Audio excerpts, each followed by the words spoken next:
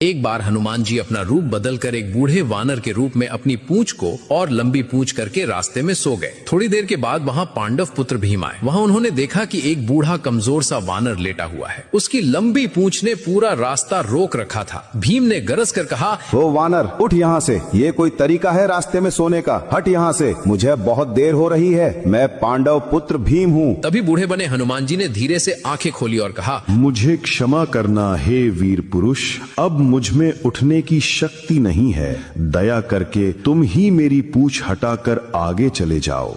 यह सुनकर भीम ने कहा, मैं तो आसानी से पहाड़ तक उठा सकता हूँ, तो फिर तुम्हारी ये पूंछ क्या चीज है? इस पूंछ को हटाने में मुझे क्षण भी नहीं लगेगा। और तभी भीम ने एक हाथ से पूंछ को पकड़ी, लेकिन हिली तक नहीं। फिर अपने दोनों हाथों से पूरी ताकत लगा दी, फिर भी पूंछ हिली तक नहीं। फिर शरीर का पूरा बल लगा दिया, लेकिन पूंछ टस से मस नहीं हुई। उनका चेहरा पसीने से भीग गया और भीम का घमंड पल भर में चूर चूर हो गया। अब भीम समझ गए कि ये कोई साधारण वानर नहीं। वे हाथ जोड़कर बोले, है महाबलशाली, मुझे क्षमा करें। आप कौन हैं? कृपया करके अपना असली रूप दिखाओ। तब हनुमान जी मुस्कुराए और अपने विशाल असली रूप में प्रकट हुए। उन्होंने कहा, मैं तुम्हारा बड़ा भाई हनुमान हूँ। मुझे पहचाना नहीं? हम दोनों ही पवन देव के पुत्र हैं। यह सुनते ही भीम भाव विभोर हो गए और हनुमान जी के चरणों में गिर पड़े। हनुमान जी ने भीम को गले लगाया और समझाया कि अपनी शक्ति और बल का उपयोग केवल धर्म के लिए करो, अहंकार के लिए नहीं। तभी वहाँ हनुमान जी ने गदा दी और कहा, जब भी तुम युद्ध में थक जाओ तब ये गदा का प्रयोग करना। भीम जब वापस लौटे तो द्रौपदी के साथ युधिष्ठिर